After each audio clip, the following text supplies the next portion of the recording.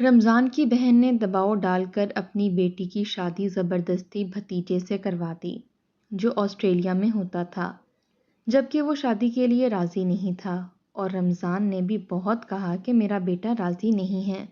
شادی کے بعد احمد آسٹریلیا چلا گیا تو پھپھو نے وویلا مچا دیا کہ میری بیٹی کو ادھر منگوائے ورنہ میں کیس کر دوں گی، تو احمد نے بیوی کو آسٹریلیا منگوا لیا اور وہاں اس کی بیوی نے طلاق لینی شروع کر دی اور ساری رات کلبوں میں رہتی، تو احمد نے اسے طلاق دے دی اور کچھ عرصہ گزرا تو وہ کوڑا دان میں باہر کوڑا پھینکنے گیا تو اس کے قدموں تلے سے زمین نکل گئی کیونکہ کوڑے دان میں۔ ارے بھائی، جب خاندان کی لڑکیاں ہیں تو کیا ضرورت پڑی ہے اپنے بیٹے کو گوری میموں کے حوالے کرنے کی؟ ارے میں کہتی ہوں کہ لڑکا پاکستان تو آ ہی گیا ہے، لگے ہاتھ اس کی شادی کر دو۔ رمضان کی بہن سریا نے رمضان کے ساتھ ہی بیٹھے چارپائی پر اسے نئی صلاح دی تھی۔ رمضان کہنے لگا، آپ کو تو پتہ ہے کہ جب سے احمد آسٹریلیا گیا ہے گھر کے حالات کافی اچھے ہو گئے ہیں، پھر وہ پچھلے سال ہی مجھے کہہ چکا تھا کہ شادی اپنی مرضی سے کرنا چاہتا ہے۔ اب میں اس کے ساتھ زبردستی تو نہیں کر سکتا، ایک ہی ایک تو بیٹا ہے میرا، بیوی بھی دنیا سے چل بسی۔ اب اگر وہ اپنی مرضی سے شادی کرنا چاہتا ہے تو اس میں کوئی حرج والی بات تو نہیں۔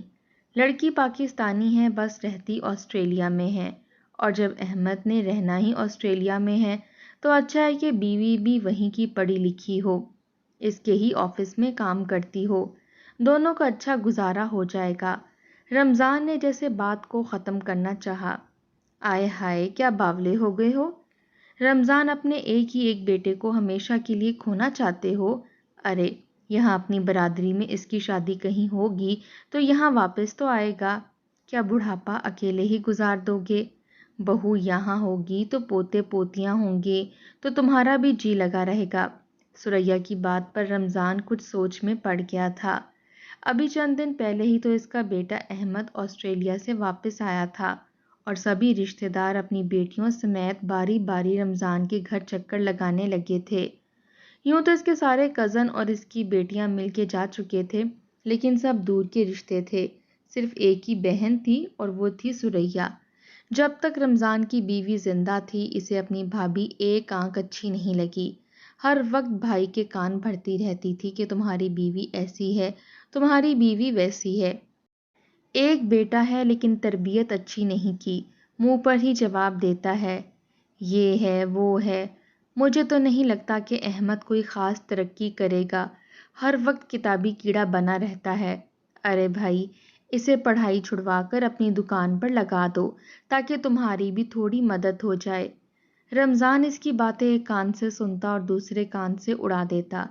نہ تو اس نے بہن کے کہنے پر کبھی بیوی سے اپنا رویہ خراب کیا تھا، نہ ہی بیٹے پر زبردستی تھوپی تھی۔ سریا نے اپنے بڑے بیٹوں کو 10 جماعتیں ہی پڑھوائی تھیں اور انہیں کام پر لگوا دیا، اور بڑے فخریہ انداز سے بتاتی تھی، میرے بیٹے تو کم عمری میں ہی پیسے کمانے لگے ہیں۔ احمد کو پڑھنے کا شوق تھا اس لیے اس نے پڑھائی کو ترجیح دی۔ سریا کی بس ایک ہی بیٹی تھی جو احمد سے بس مشکل سے 1 سال ہی چھوٹی تھی۔ دونوں بیٹے شادی شدہ ہو چکے تھے۔ سریا کو بس اب اپنی بیٹی کی فکر ستائے جا رہی تھی۔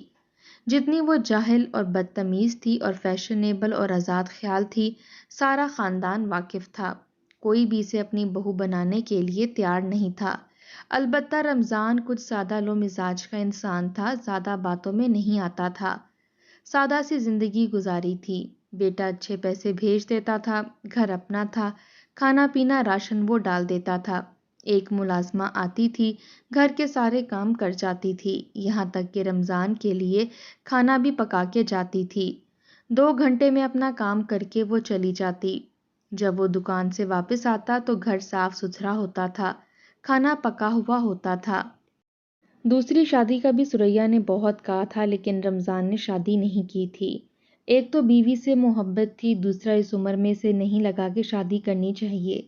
جب بیٹا جوان ہو گیا تھا، شادی کے قابل تھا، بہرحال باقی کے جو پیسے احمد اسے بھیجتا وہ بیوہ اور یتیموں کی مدد میں چپ چاپ خرچ کرتا تھا، زیادہ تر وقت عبادت میں گزارتا تھا، لیکن اپنی دکان پر بھی چلا جاتا تھا۔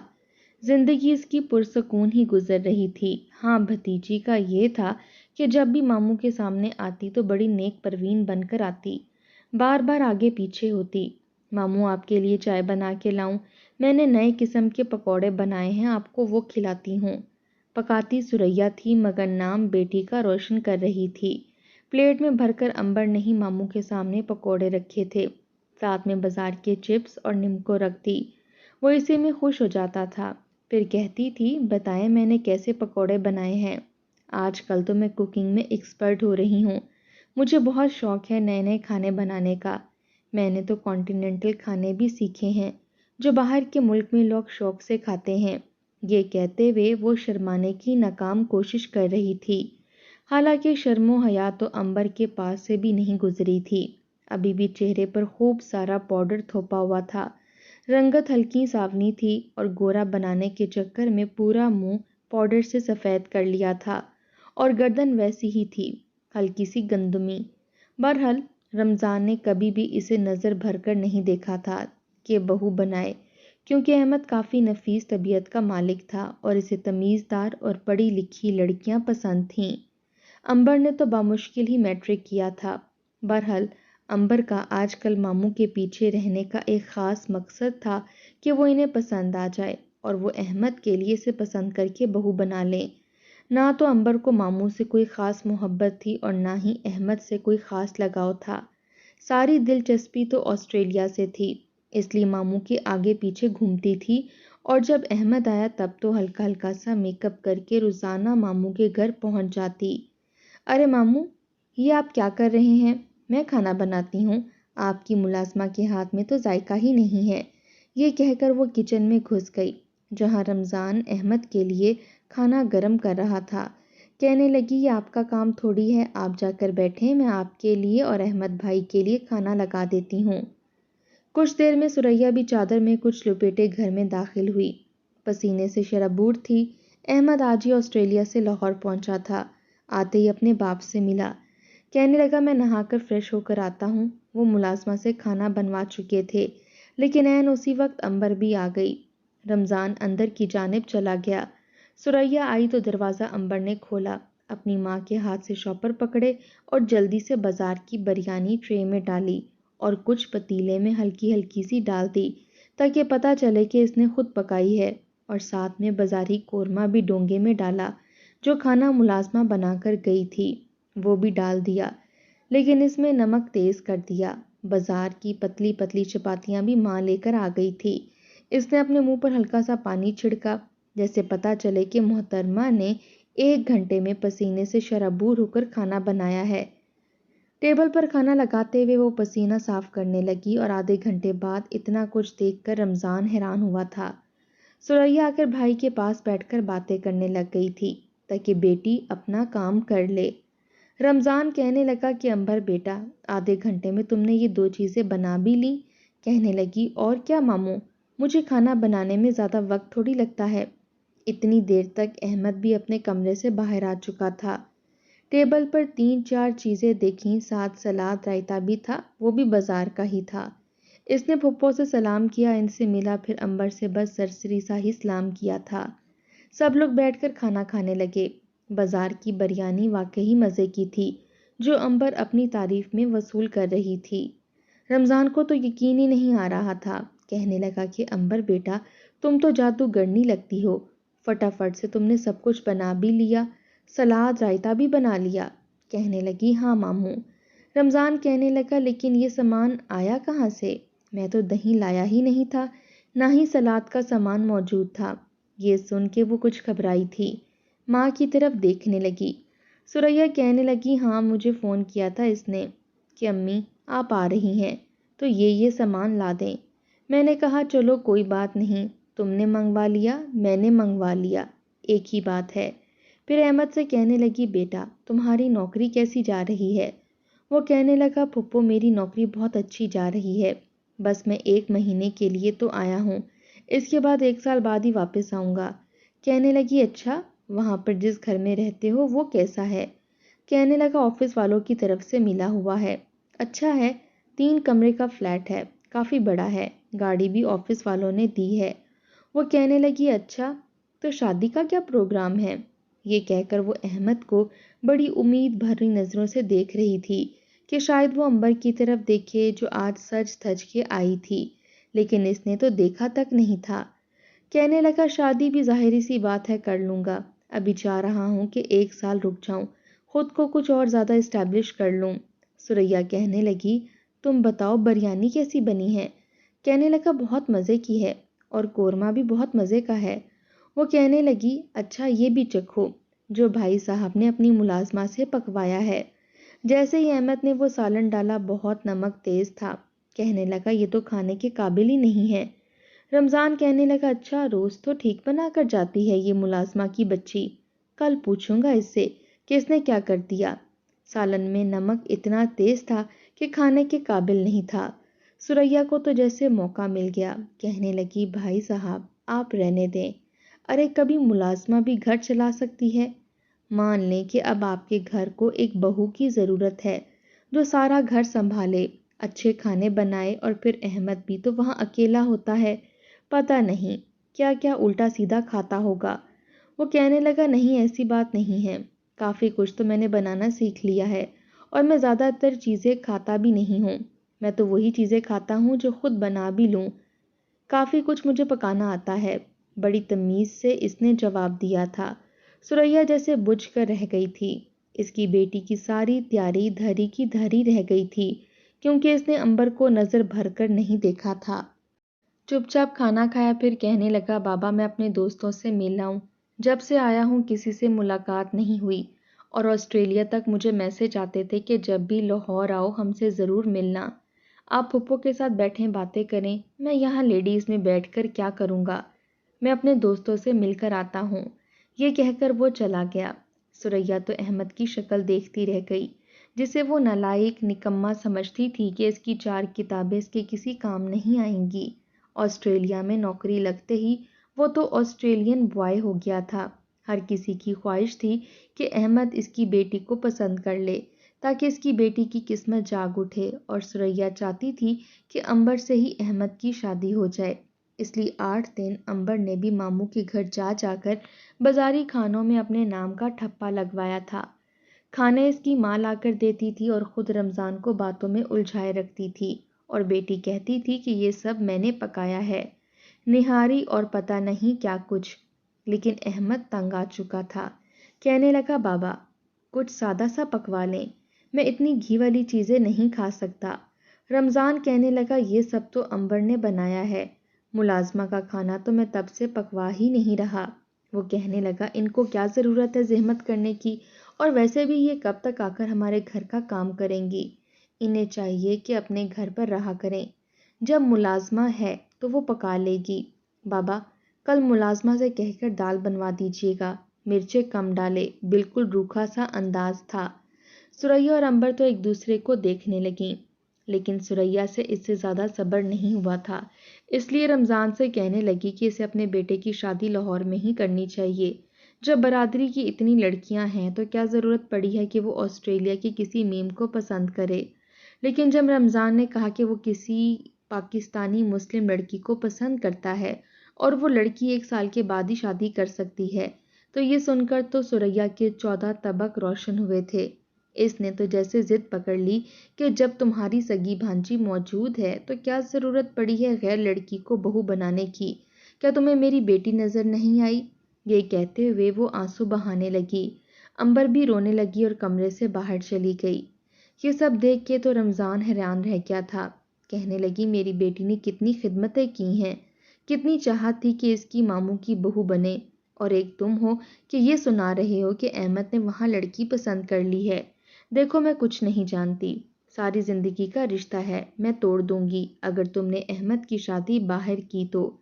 یہ بات جب رمضان نے احمد سے کی تو وہ بھڑک اٹھا، کہنے لگا شادی کوئی زبردستی کا کھیل تو نہیں ہے بابا، مجھے عنبر نہیں پسند۔ وہ کہنے لگے کہ میری بہن ساری زندگی کے لیے مرنا جینا چھوڑ دے گی، خدا کے لیے تم عنبر سے شادی کر لو۔ احمد لاکھ انکار کرتا رہ گیا، لیکن باپ رو رو کے اس کے سامنے ہاتھ جوڑ رہا تھا، وہ بیچارہ مجبور ہو کر رہ گیا تھا، اس لیے اس نے شادی کے لیے حامی بھر لی۔ یہ سننا تھا کہ سریا اور امبر بہت خوش ہوئیں۔ ان کی تو جیسے من کی مراد پوری ہو چکی تھی۔ احمد کا بالکل موڈ نہیں تھا شادی کرنے کے لیے، اور امبر کے لیے تو بالکل بھی نہیں تھا۔ باپ کے مجبور کرنے پر اس نے شادی کر لی، مگر شادی کی رات وہ امبر کے قریب نہیں گیا تھا۔ وہ دلہن بنی بیٹھی اسی کو دیکھتی رہی۔ وہ صوفے پر اپنا سر پکڑے بیٹھا رہا، کہنے لگا کہ یہ ایک زبردستی کی شادی ہے۔ میں اس شادی کے لیے تیار نہیں تھا۔ یہ رشتے ایسے زبردستی سے دھمکیاں دے کر نہیں ہوتے۔ پپو نے ابو کو دھمکیاں دی تھیں، ابو نے مجھے۔ میں فی الحال ایسے کسی رشتے کو قبول نہیں کر سکتا، اس لیے مجھ سے فی الحال کوئی امید نہ رکھنا۔ یہ کہہ کر وہ الماری کے پاس گیا، اپنے کپڑے نکالے اور واش روم میں جا کر کپڑے تبدیل کر کے صوفے پر جا کر لیٹ گیا۔ امبر کو جیسے پرواہ بھی نہیں تھی۔ اس کی تو بس یہ خواہش تھی کہ وہ آسٹریلیا چلی جائے، اپنی زندگی آزادی سے گزارے۔ اس لیے اپنے کپڑے تبدیل کر کے بیڈ پر سو گئی۔ صبح اٹھ کر پھر ماموں کے پیچھے پیچھے گھومنے لگی۔ کھانا بنوایا، ناشتہ بنوایا، ملازمہ سے کام کرا کر گھر میں بڑے روب سے رہنے لگی۔ ولیمہ بھی ہو چکا تھا، زندگی معمول پر آ گئی تھی۔ لیکن 10 دن بعد احمد واپس آسٹریلیا چلا گیا۔ ابھی تک ان کے بیچ میں ایسا کوئی رشتہ نہیں تھا اور نہ ہی امبر کو کوئی پرواہ تھی۔ اسے تو لگا تھا کہ احمد اسے اپنے ساتھ آسٹریلیا لے کر جائے گا۔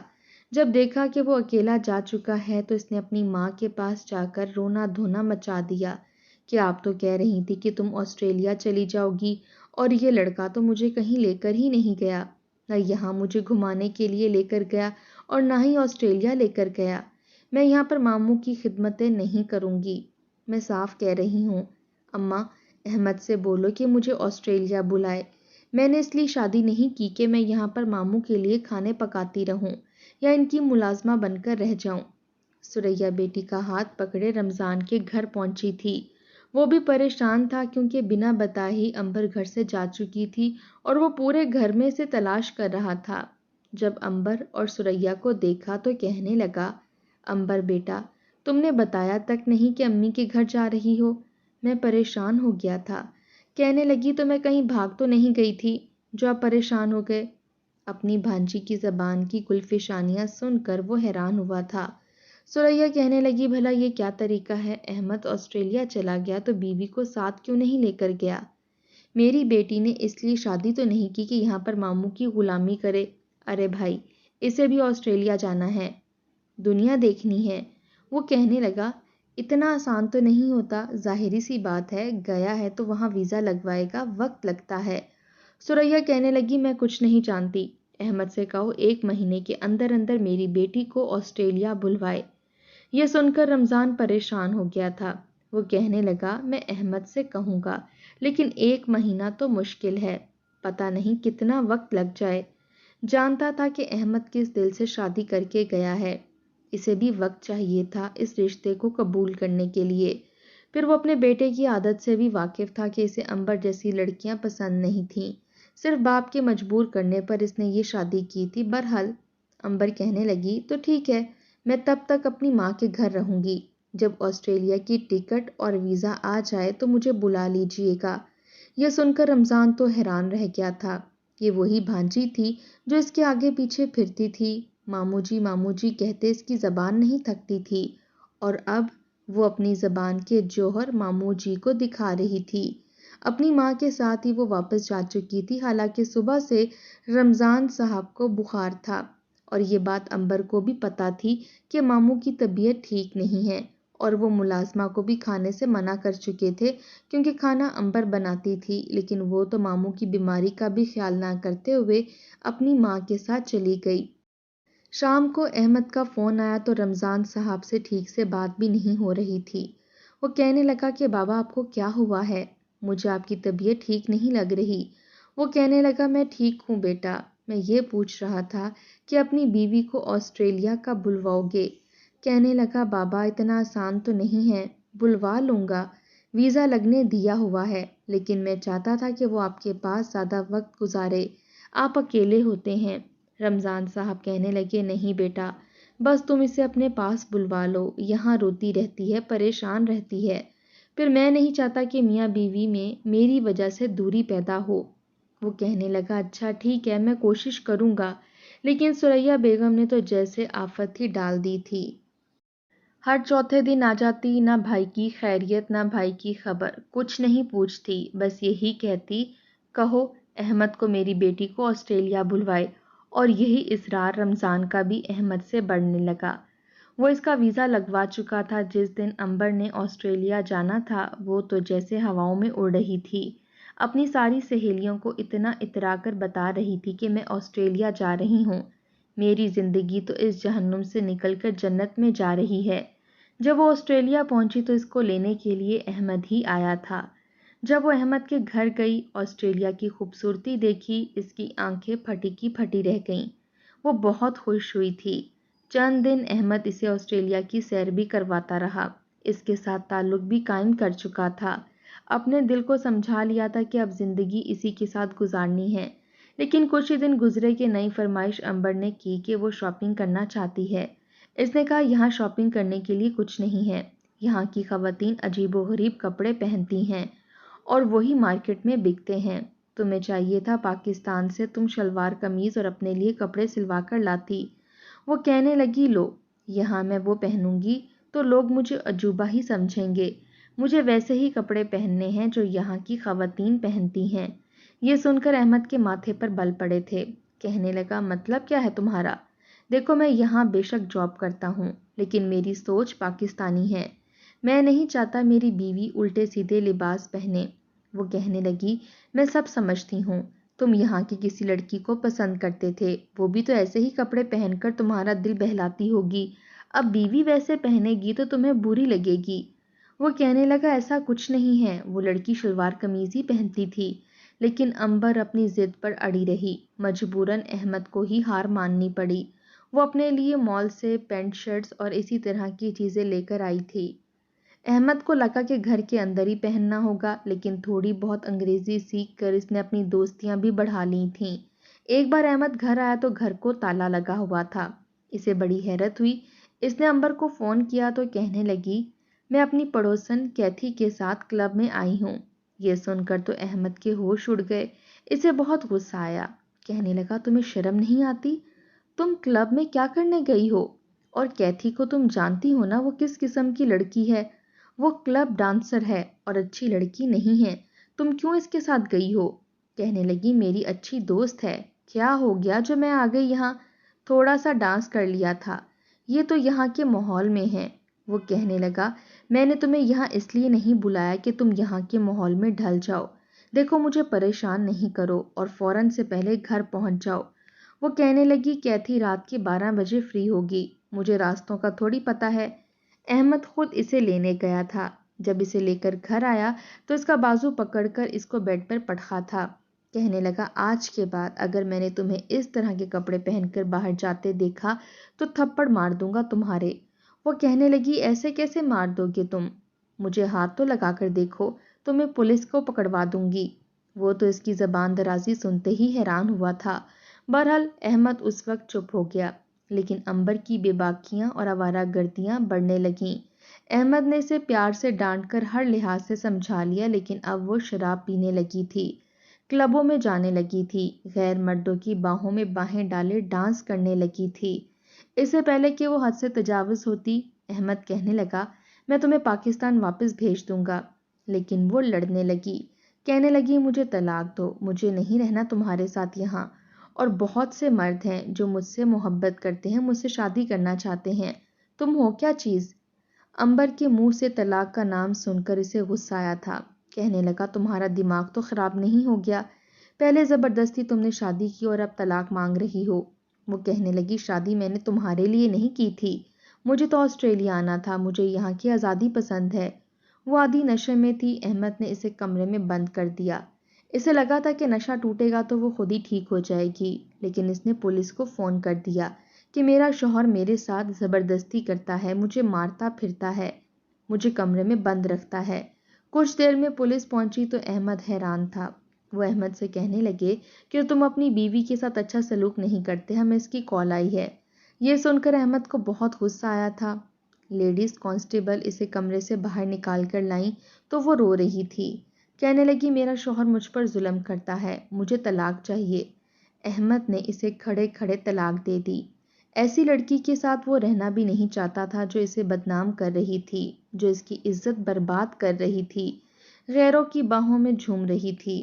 وہ اسے صرف اس لیے برداشت کر رہا تھا کیونکہ وہ اس کی پھپھو کی بیٹی تھی، لیکن جب اسے یہ اپنی عزت کا پاس نہیں تھا تو وہ کیا کر سکتا تھا؟ امبر کو تو جیسے آزادی کا پروانہ مل گیا تھا۔ وہ اس کے بعد احمد کے گھر نہیں آئی۔ احمد کی وہی کلیگ آج بھی اس کی منتظر تھی۔ اس نے راحیلہ سے شادی کر لی، وہ ایک اچھی لڑکی تھی، اس کا گھر بھی اچھے سے بسا رہی تھی، گھر سے زیادہ تر باہر بھی نہیں نکلتی تھی، دونوں اکٹھے جاب پر جاتے تھے اور اکٹھے واپس آتے تھے۔ زندگی سکون سے گزر رہی تھی۔ ایک بار احمد کچرا پھینکنے کے لیے جب شاپر لے کر کچرے دان کے پاس آیا تو وہاں بیٹھی بری حالت میں جس عورت کو دیکھا تو دیکھتے ہی اس کے ہوش اڑ کر رہ گئے تھے، کیونکہ وہ کوئی اور نہیں امبر تھی، جو لٹی پھٹی حالت میں بکھرے بالوں کے ساتھ، پھٹے کپڑوں کے ساتھ کچرا دان سے کچرا نکال کر کھانے پینے کا سامان ڈھونڈ کر کھا رہی تھی۔ یہ دیکھ کر وہ حیران رہ گیا تھا، لگ رہا تھا جیسے نیم پاگل ہو گئی ہے۔ اس کی حالت دیکھ کر اسے ترس بھی آیا تھا، لیکن ایسی لڑکیوں کا انجام ایسا ہی ہوتا ہے جو صرف باہر کے ملک کی چمک دھمک دیکھ کر اپنا اصل بھول جاتی ہیں۔ پتہ نہیں کتنوں سے اپنی زندگی برباد کر کے پاگل ہو کر وہ آسٹریلیا کی سڑکوں پر بے آسرا، بے یار و مددگار گھوم رہی تھی۔ احمد اس پر بس اتنا احسان کر دیتا تھا کہ اسے کھانا تازہ کھانے کے لیے دے دیتا تھا۔ وہ خالی خالی آنکھوں سے احمد کو دیکھتی تھی اور روتی تھی، کبھی کبھی تو پھوٹ پھوٹ کر روتی تھی، اپنے آپ کو پیٹتی تھی کہ کاش کہ میری ماں نے میری تربیت اچھی کی ہوتی، مجھے تعلیم دلوائی ہوتی، مجھے شعور دیا ہوتا، مجھے صرف پیسے کی چمک دھمک نہ دکھائی ہوتی، مجھے فیشن نہ سکھائے ہوتے تو آج میری زندگی ایسی نہ ہوتی۔